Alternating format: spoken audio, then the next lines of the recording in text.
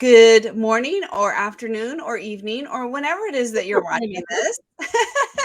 Welcome to Beyond the Page Live. I'm Jennifer Cross-White, book coach and editor with Tandem Services with Stephanie Fager, a book marketing expert extraordinaire from Empower PR Group. I did forget to text you how to spell I know. extraordinaire. I know. When I went to get in, I'm like, I still don't have. I'm gonna still stick with expert until.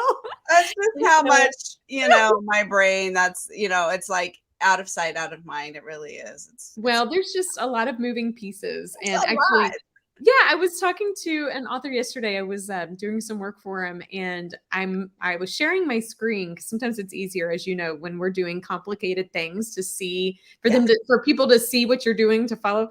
And I pulled up the project management tool that we use to navigate some stuff, and I said, okay, so how did this go? And I was making a note, da da da, and his eyes got real big.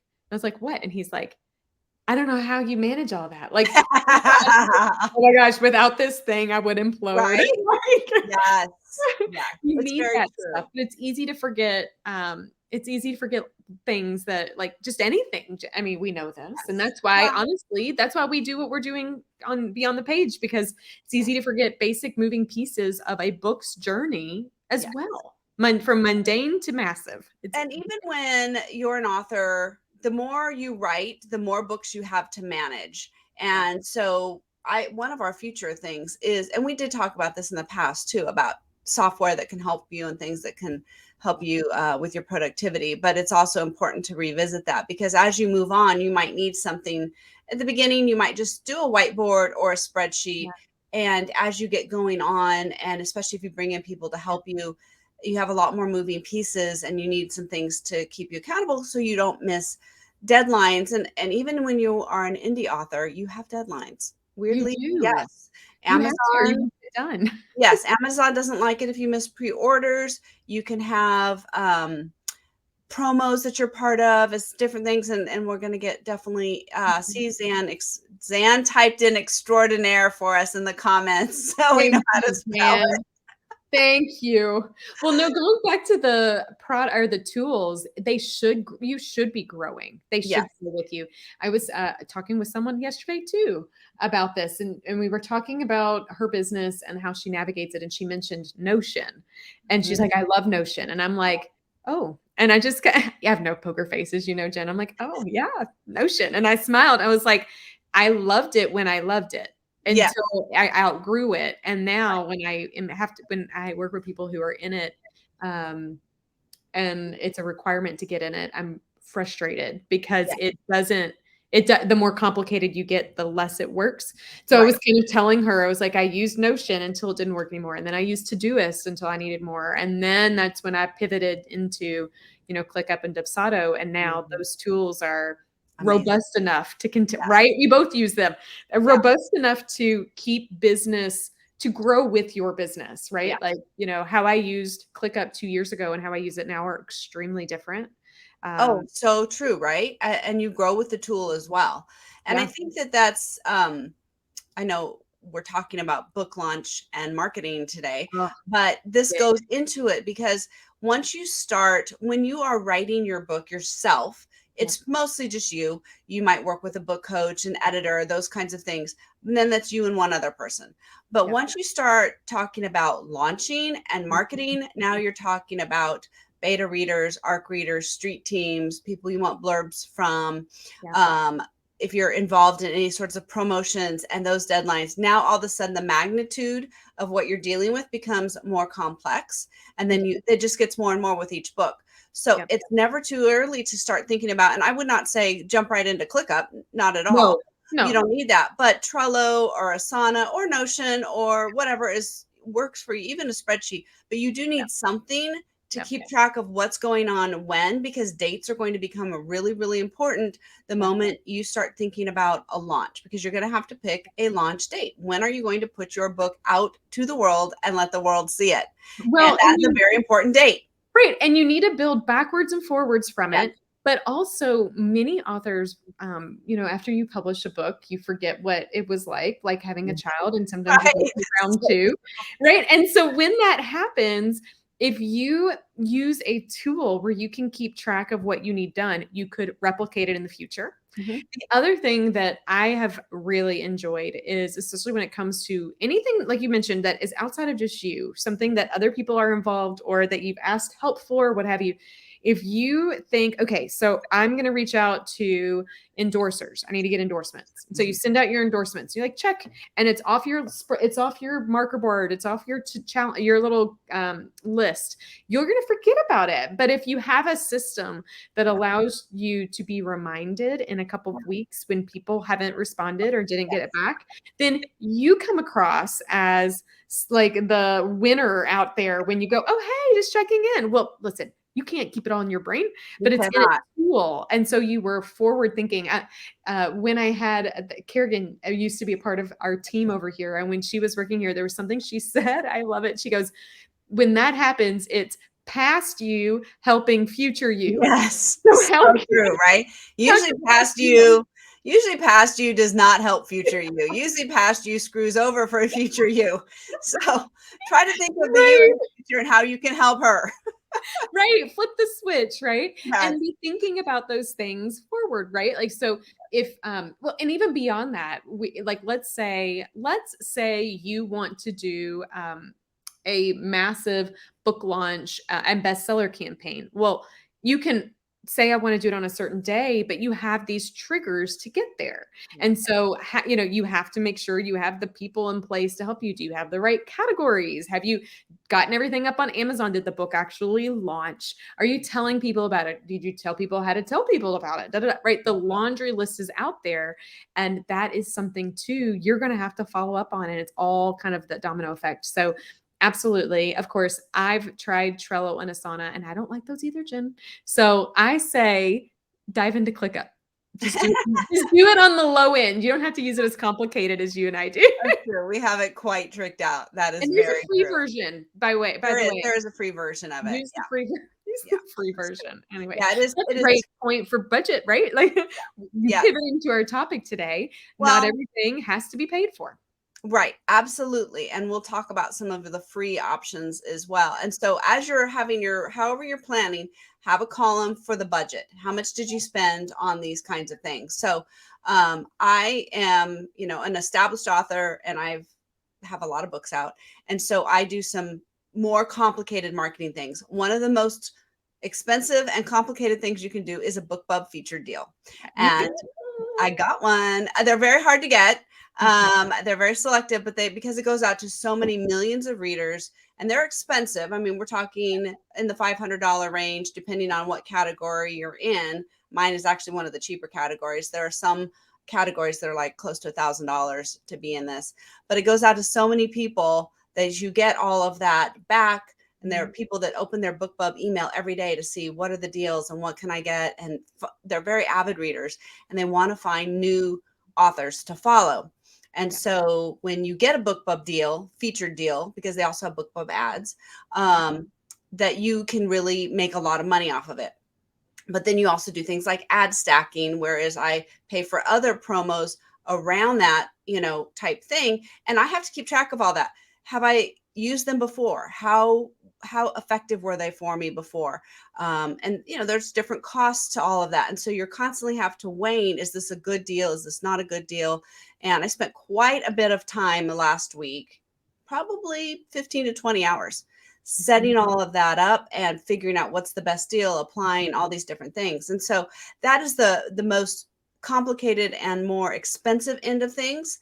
And again, that is not even something you do around a launch. The book I have it for is a book that's been out probably 4 years. It's a book 2 in the series because book 1 got the BookBub deal 2 years ago.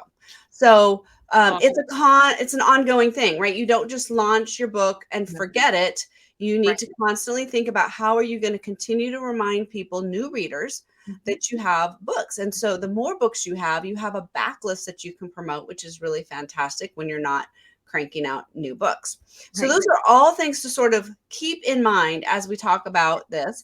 But let's start with how Mhm. much should somebody spend on a book launch? I'm going to just throw this one in your court because this is your bailiwick. And I have obviously thoughts on this too. But Yes, well, I have lots of opinions. I think it boils down to who are you trying to reach and where do they go for trusted information. Yes. I actually also am going to layer in, I think, where people will do their investment is likely not what they think the investment will be. So let me back out of what I just shared and share a bit more context. I come from a background of PR in the nonprofit space. So I am a believer in finding solutions to rally the troops with a shoestring budget. That's just how I was raised and brought up, which means my kick gut starting point will never be ads. It will never be in paying for getting in front of somebody in the way that most people think. So 9 times out of 10, Jen, I hop on a 15-minute chat with an author and they want to figure out how they can work with the Empower PR group. And they start by going, okay, well, okay, I paid, $500 to have someone do some keyword searching for me. And then, I put another 500 in Facebook ads. I probably didn't spend enough money there. I guess I should have probably done. Now I'm going to go look into Amazon advertising. And I'm like, stop. Like, stop. Yeah. The money that right there, they probably spent, $1,000. If they would have invested that in being in a methodical approach to get a game plan in place and launch effectively, they would have sold more books, in my opinion. Well, they confuse tactics with strategy, right? So Yes. people will often say, what do I need to do to market this book? And they're thinking tactics. I need to buy this ad. I need to do this. I need to do this, right? No, first you need a strategy. And that is exactly where you come into play. We put together a strategy, then you might have some of these tactics, but those are all going to change depending on where you are in your career. If you are a new author, your goal is simply to get eyeballs on your book. Right. Later on, you're going to have different goals. But at the beginning, nobody even knows who you are. So ads and all that stuff is total waste of money because you don't have any place else for them to go after they read your one book. So right. So it's the strategy versus the tactic battle. And it is because marketing is something that is so hard to understand. It's easier to understand tactics. It's harder to understand the strategy. So let me share some things to consider. So if someone comes to me and says, I'm writing a book and I am about to I want to launch it. There are 3 things that I recommend in the process. And I can give some specifics budget wise on considerations. But the first, it's our method. It's the author impact method. It's a 3-step journey to really make sure that you don't just have one spike at launch, but you have kind of that uphill curve that stays that way, or at least gives you enough momentum to keep running. So many people want to jump to the ads. I say we have to start with your platform. So I want you to look at how are people going to find you. If you have no platform, an ad will do diddly doop.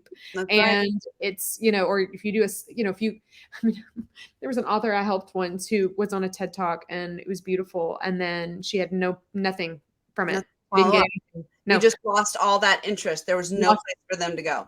She lost. It's very sad. So when I talk about a platform from the and the platform can be different for every person, but at the bare minimum, you do need a website. So there is a website cost. And I don't care who you are. I don't care what you want to do. Every author needs a website, even if it's a single page website. And a bad website will hurt you more than none. So make sure that this is an investment for you. And you could go places and spend very little on a website, but you will get what you invest when it comes to that. I'm not saying you have to spend $10,000 by any stretch of the imagination, but I would definitely budget a couple $1,000s to get a good website that's beautifully branded, that tells your story, that is written not for you, but for somebody else. That's another danger. I think you're bringing up a really good point. And there's this saying, begin as you intend to go on. And I think that's really wise to think about. There are some things where you're like, okay, I can kind of do the bare minimum now just to get in. There's some places where you can do that. But there are other places where you will shoot yourself in the foot if you don't set it up properly. And so I'd say a website is one of those. You need to be able to let people feel like you're professional, you know what you're doing. This is even more important in nonfiction than in fiction, but still important for fiction, where you can capture their email and all that kind of stuff. So I would say definitely website is one of those places where you can end up with okay, this is an okay website for now, but what if you have no ability to move your email list because it's captured, or no ability to add certain links and things that you might want to as you're trying to move up? So if it's not scalable, Right. it's going to be a real problem for you. And so I think that's something to really think about at the beginning. Mhm. Budgeting, as you're thinking about it, sometimes those low budget things are going to end up costing you more money in the long run, because you're Yep. going to lose a lot in trying to fix something that can't be fixed or scaled. Well, and I can bring this up from experience. When I was publishing my first book, I had created a business to fund the journey of using a hybrid publisher and a book coach. And so that right there was, a $10,000 investment on my end, right? It was expensive. So when it came to website, I'm like, I know enough to be dangerous. I can create a website. Right. I spent 3 months, Jen, of every waking hour of those 3 Yes. months learning how to do a website. And I was so darn proud of it. And it looked beautiful. And then one day I went to look at it and it had turned entirely into code. And I almost lost the whole website. At that point, I was like, I'm so glad I know how to do it, but I no longer do them for myself. Of course, we have someone on the Empire PR group, Sandy, who does our Yeah. author websites. And Mine too. her and I, yeah, she's wonderful. We work in tandem together. Didn't mean to steal that from your name, but we work in Great unison, name. collaborative. We all work together, Yes. and I help with the content and design, and she's got design and build and accessibility and mobile. Yeah. I mean, there's so many reasons, That but stuff changes all the time too, right? And your job, Becca Syme said this, I quote Becca Syme all the time because I think she's fantastic. But in her newsletter this week, she said, you know what your one job is as an author? It's not to be a good admin. It's not to be a good web designer. It's to be a good author. yes, So I love I that. love that, right? Because that just brings it into focus. Where are you putting your time and energy? It does. It is this, and there's another one. Someone says, Wibbo, would I be better off writing? And so I love that, because that's a great way when you start you can really get into the weeds in It's true. marketing for sure. And so one of the things you have to ask yourself is, would I be better off writing? Yeah. Should I just hand this over to someone who could do it way better than I do? Yeah. Yeah. It'll be professional. It won't break. I know I did the same thing early on. I had my website break, couldn't be fixed, as old templates, codes, all that kind of stuff. And, now Google will penalize you for that. And so you need someone who can stay up with all that stuff. Plus, I've had authors who did their own website and then they got hacked, and then they lost their domain name because someone hacked them and they can't get into it. So how would you like to lose your own name and not be able to use your own name? I mean, that's terrible. That's terrible. I find that authors feel safer investing in someone to do their social media than to do website. And I'm like, stop. The opposite. Yeah. Are you kidding? It's the opposite, because Yeah. your has to website go is your hub. And if it's your home base. your home base. It's your And home base. you are launching a book for a reason. In the nonfiction space, it's usually because it's in alignment with a business. So you don't want to just be sending people to Amazon. You want them to come through you first, so they know how to work with you and your other offerings. So yeah, I would definitely budget a couple of thousand at least to make sure. And I don't want to, and I'm going to just say this, Jenna, I know it's going to sound harsh. I am not the person that if you come say, oh, I can't figure out how to make that happen, I'm not going to feel sorry for you, because I literally started a business to fund this. So I know what it means and what it's like when you don't have the money. And I know when you're in the beginnings, but I also know that I am giving you tough love, and I am telling you, you need this. That is a non-negotiable. We're creative people. We can be very creative in how we come up with things. And so put that creative hat on as you're looking at your budget. And this is why we're giving you guys numbers, so you can realistically think about how much is it going to cost, and then you can figure out how to make it happen, because people are super, super ingenious. And you, as we talk about, on the Kolbe, you're a quick start. I'm a high fact finder. And I always say my ideas, I have some, but they take a long time. Like they're like planes lining up to land in LAX. And I'm just flying way out there to not crash them. So there you go.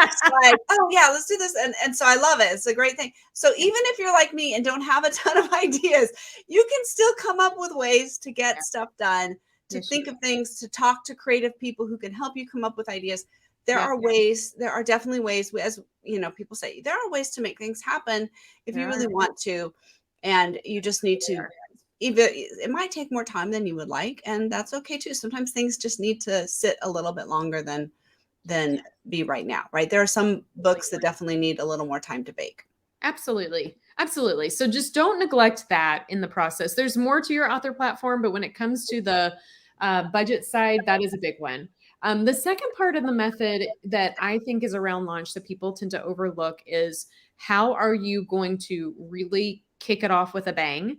And that could have a couple of different layers. Some of it is a launch event. So some people would want to budget having an event. I had 3 launch events for my first book and I didn't pay for a penny except for a cake. I bought cakes for each of them. I had my cake lady make a cake. So they don't have to be financially expensive, but some people will invest a lot of money and really focus on getting their target readers in the room.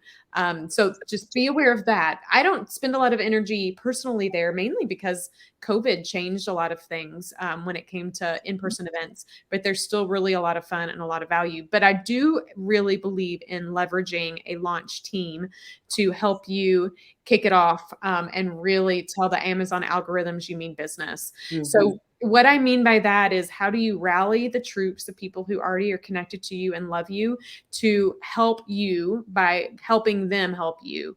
Mhm. Financially, if you were to do it by yourself, it could be done with a shoestring budget. You need time. Many times that is a cost that we don't always talk about. Right. You need time. You need time to learn if you've not done it. You need an email list, an email service. Yes. You can use a free version. That's fine, Yep. but you do Yeah. need that. Most of them do allow you to have like up to 1,000 people on your list and still be free. So totally take advantage of that. Exactly. That's very key. Exactly. And then you'll also want knowledge on ensuring what does it take to hit bestseller lists and stuff like that. So people who invest in using our service to help with that are investing in our team's ability to take that time and lift it from them so they can focus on other things. So we will help do all that setup. We'll help with the launch team execution outside of recruitment because you know those people.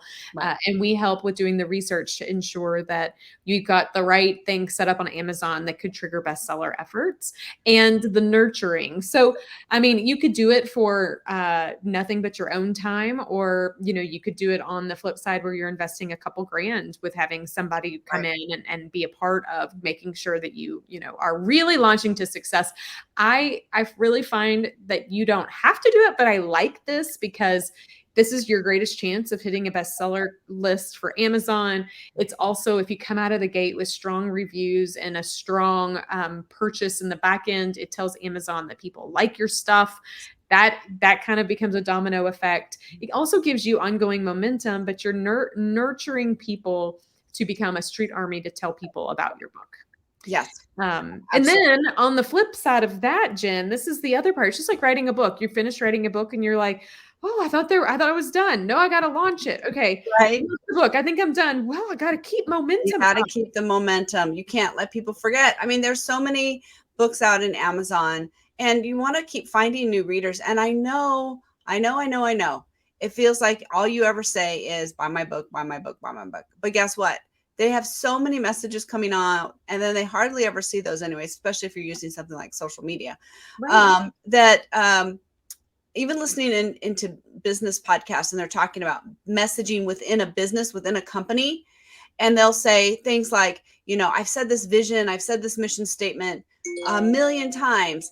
Well, you know what? The time you're just about done saying it is the time And where you're people will listening. go, oh, wait, don't we have a mission statement? Right? And it's like you think you're saying it all the time. And people just, they have so many things and they're not focused. It's not important to them. And so you really, when you feel like you're being obnoxious about it, that's probably like just the right amount of time. Now, there are people who literally are obnoxious about it. And Yeah. that Yeah. is when, you know, like your people that sell multi-level marketing product and they invite you over for dinner and you think you're having dinner and they're giving you a sales pitch. Like, Yes. please don't do That's that. not right. We're But not that's the talking difference about then that. between icky marketing and authentic marketing. Yes. Icky marketing is when the goal is to sell a product and a product to people who don't need it and have not self-identified or show interest in wanting Right. it. Authentic marketing is when you are giving value Yes. and when you are doing it to people who want that value, who have a problem and you can help them. So I have found that you're right. We've got to be methodical in how we're always being and showing up and being in front of people, but to do it in a value lens. I actually was I'm working with an author today on some projects for her, and we were talking about it this morning. And I said, you know, you've got to come to the table and give value. I said, do you think that my social posts are pushy? I said, I work really hard for them not to. She's like, no, I love your content. I'm like, okay, but everything I'm doing on my content is related to a way that I could maybe help somebody. Right. But I'm not coming across, did you buy my book? Have you bought my book? Go buy my book. I'm not doing that. Right. Instead, I'm talking about being solutions to problems. And so that almost is the harder part of book marketing. It's that ongoing part. And even in, I always like to think about, even in my newsletters, how can I offer something of value to my readers? And that could be, even in fiction, that could be entertainment. That could be a little, ha ha ha, look at what I did, or look what life is crazy for me. Or I always have like a little cat mischief section in my newsletters. But I also tell them what I'm reading and what audiobooks I'm listening to, because people love book recommendations, and they love my books, so they're probably going to like the things I read too. So it's not always a huge hurdle to overcome. It's, what would you share if you're sitting down having coffee with somebody and you're just talking about, hey, I read this great book, this was super helpful to me, or I'm learning this new thing about brain science and I'd love to share this with you. I shared that with my Tandem Services newsletter. Really, brain science is very interesting, and so a lot of really interesting things happening in that space. And so even in your regular newsletters, you can be sharing value so that they're eager to open your newsletters and say, oh my gosh, yeah, I'm always really curious because there's something in there that makes me laugh, or something that makes me think, or a new book recommendation, or whatever it might be. That kind of ongoing, and it reminds them of your name. Even if they just see your name in their inbox and they don't open it, they're at least remembering, oh, that's right, I remember that thing. And then down the road when they have a need or whatever, then they can pick that up. But this is the advantage where your email list is super, super important. It is. Create a lead magnet, some free thing that you give away in exchange for their email address that is related to what you are offering them. So fiction, it's often a short story or a novella or something like that. Nonfiction, it can be worksheets or lists, or anything that goes with like a companion piece to your product.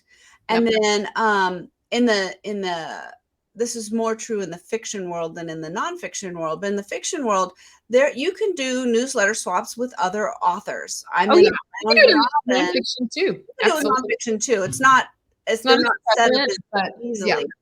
But it's a great way. I do swaps with other, writers that write to the same audience, because it's not competition. I mean, I cannot produce enough books for people to read. So I want to be with other like-minded authors. That doesn't cost anything. That's a great way to build your readership and to let people know that's a very warm audience. There are also group promos that you can do with a group of other authors. Again, most of those are either free or minimal cost. Right. Things like BookFunnel and Prolific Works, they actually have lists of those that you can join. And you can even set one up yourself on those sites. And so those are great things to think about. Even on Amazon, if you are in Kindle Unlimited, KDP Select, you can get 5 free days every 90 days, or run a discount. Promo, right? Those are things you can think about doing. Again, think about what your strategy is. Don't do this stuff willy-nilly. Right. But those are all inexpensive ways to keep reminding, especially when you are a new author and you don't have a huge email list, you don't have a huge following, to remind people, hey, I'm out here. Here's what I offer, and for people to discover you. Yeah. And next week, we're going to be kicking off another month topic on visibility. And a lot of this kind of arm of the ongoing work is around visibility and how can you do that. So we'll share some good freebies. But I love what Zan just put in the comments. She asked a question: how early should you have a website and a newsletter? So it's the chicken or the egg, and I'll tell you it's the both. So I say a website, if you are asking it, Zan, you probably need it.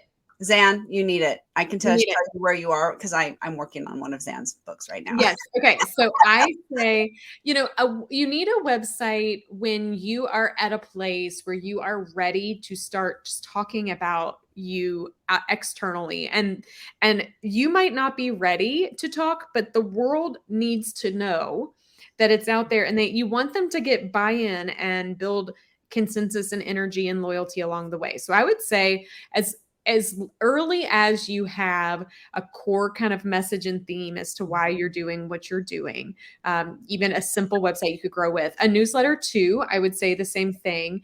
I'm going to pause and not say newsletter, but maybe say email opt-in instead, because I think a newsletter is we say that term, but I actually never use that term with my readers. I call it updates. I call it insider. You want to give it something, because newsletter is just really a right. Well, and even beyond that, what I want to get at is a newsletter, or just that idea for you, Zan, and anybody listening, is this idea that I constantly have to be talking to to people. And you might not be at a place where you know what you want to be talking to yet. That's okay, but you should always be collecting emails. Yes. So if Zan has in her case, she has a lovely blog because she lives in Spain, in vineyards, right, with some beautiful pictures. And so she does blog about some of this, her experience, a little bit about being an expat, and some of these different things about living there. And so that is all really great content that people would really be interested. They might not see your blog, they may not see your Facebook post or whatever, but then they're going to be like, oh, in my box, here's Zan's latest story about what life is like for her. And I think that's a really great way. It gives them a taste of your voice. And even though your book is not about a woman living in Spain in the vineyard, there is a lot about your energy and your personality and all that comes out in your writing, both in your blog and in your fiction. And so I think that is, you have plenty of content. You could easily start doing that right now.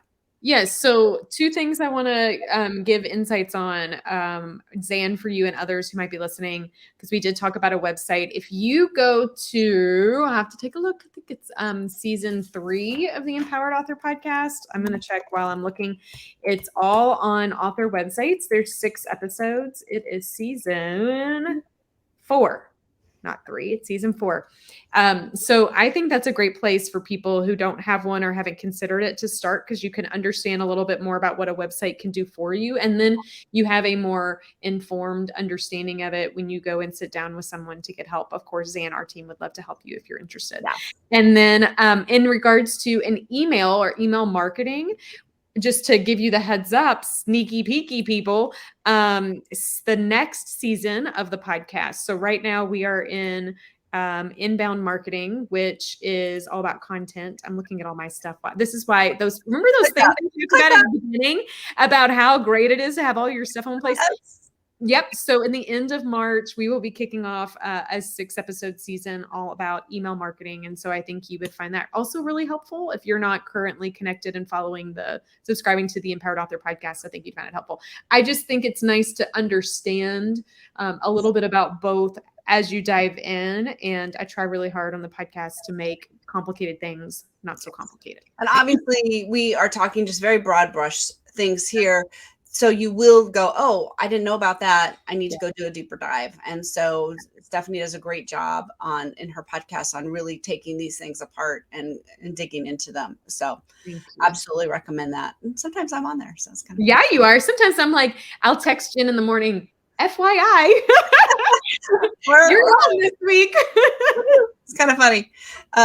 Well, we are coming to time, but this book, my quote for the week, and this is, again, I'm working through Mind Your Mindset. I've got a glare on that with Michael Hyatt and Megan Hyatt Miller.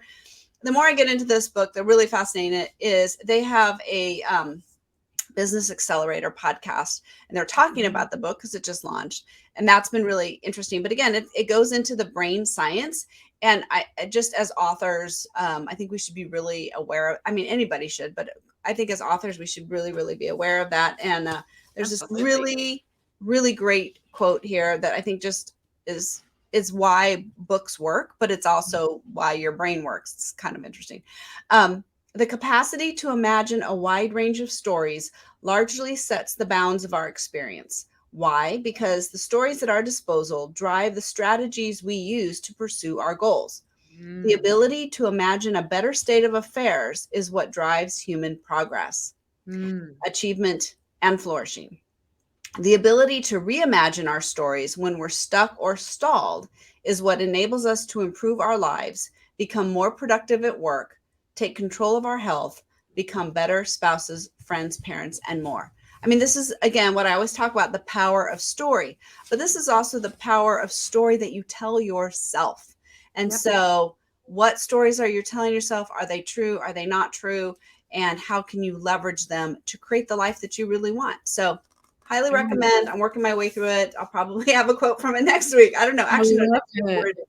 we're in your court next week. So, Oh yeah. Ooh, but I got some good ones I'm moving. That's awesome, but it's so true. I mean, the power of story and how we consume story is big, but I've so when I talk about the power of perspective with my first book, I talk about the three stories that we have. We have the story that lives out here that the world sees. Mhm. We have the story that we write as authors, but we have the story that we think, and the thing, and that which you think becomes that which you speak, and that which you speak becomes that which you seek. So if you want to change what you do out here, you have to change what happens in Yes. here. And and just because we know that doesn't mean it's easy. It's a daily struggle, even for me to do. Yeah. And so as you're looking at this book journey, that is like a daily thing that you need to embrace. Like what are you doing to pour it? Are you reading a book? Are you listening to a podcast? Are you surrounding yourself by the people that'll pull you up?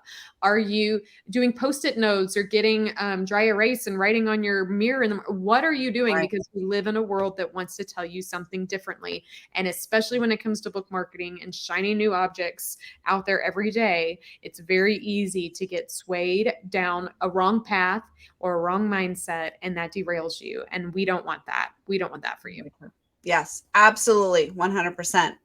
So, authors, this is our weekly reminder that you have power, your message has power, and your words have power, and your stories have power. Yes. So, we invite you to bring that to the page and beyond and join us each week as we talk about all things writing and book marketing. See All you right, next time. everyone, have a great week. Bye bye. And bye, guys.